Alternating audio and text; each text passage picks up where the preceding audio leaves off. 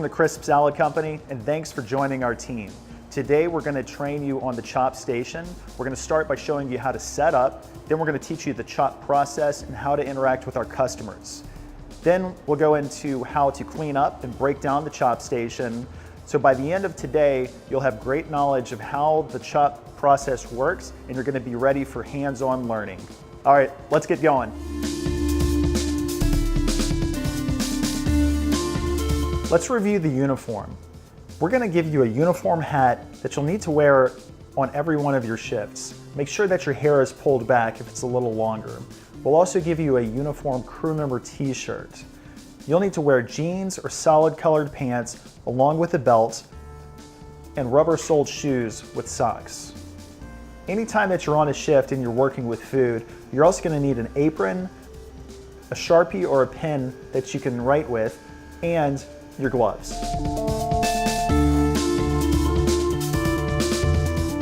The first thing we'll do is get on an apron and wash our hands.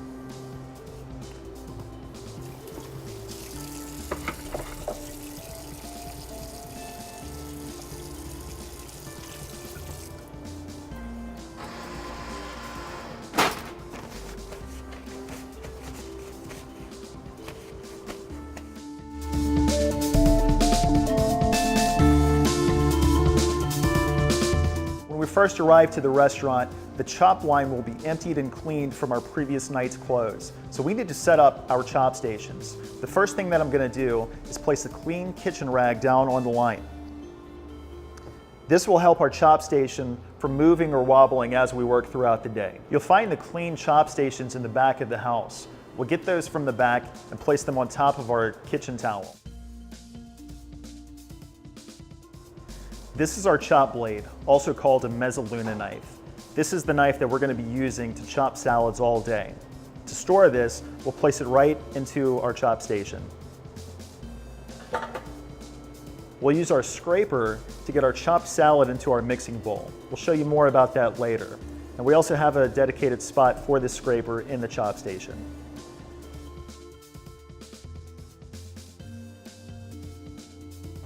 The next item that we'll set out is our chop mats. We use one of these for every salad that's chopped during the shift. And when we're done with it, we'll take it out and place it in a waste bin below so that it can be washed later on. Now we need to set out our waste bins. Depending on your restaurant, the specific container may look a little different, but we generally have a specific one for used tongs, mixing bowls, and chop mats.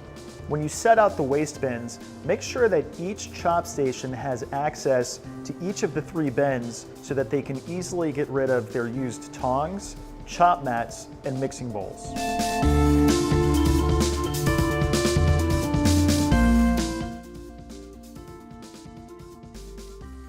Now we'll set out our dressings for the day. I'll use this reference sheet which tells us the specific location of each of our dressings in the ice well.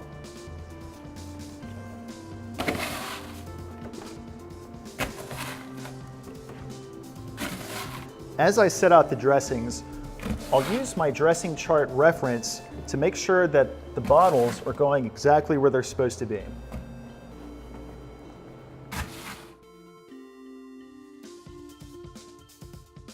Now is a good time to make sure that my dressing bottles are labeled and I have enough of it.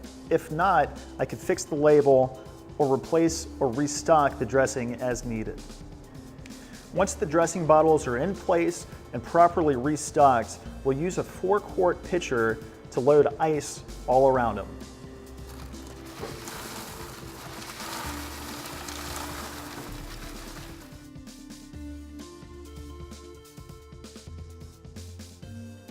The next thing we need to set up is our actual containers.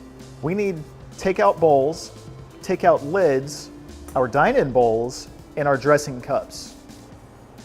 Make sure to store bowls upside down.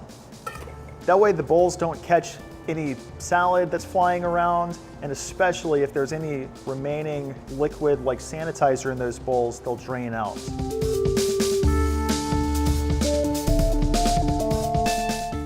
The next step in opening the restaurant is making sure that the equipment is turned on that we'll need during service. we're gonna turn on the fryer, which we use for crispy chicken and falafel. We're also gonna turn on our hot well, which holds our warm grains and taco beef. Then our bread warmer, which is obviously used for our warm bread.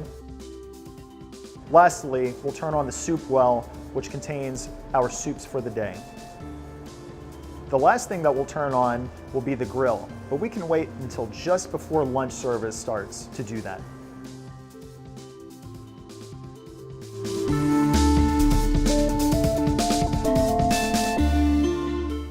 Now we'll place our warm grains and taco beef so they can be warm by the time that we open the restaurant.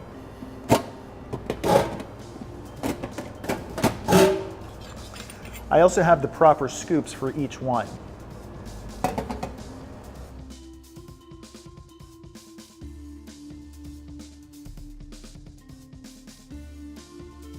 Next, we'll set our soup containers into the hot well. And then set out our ladles.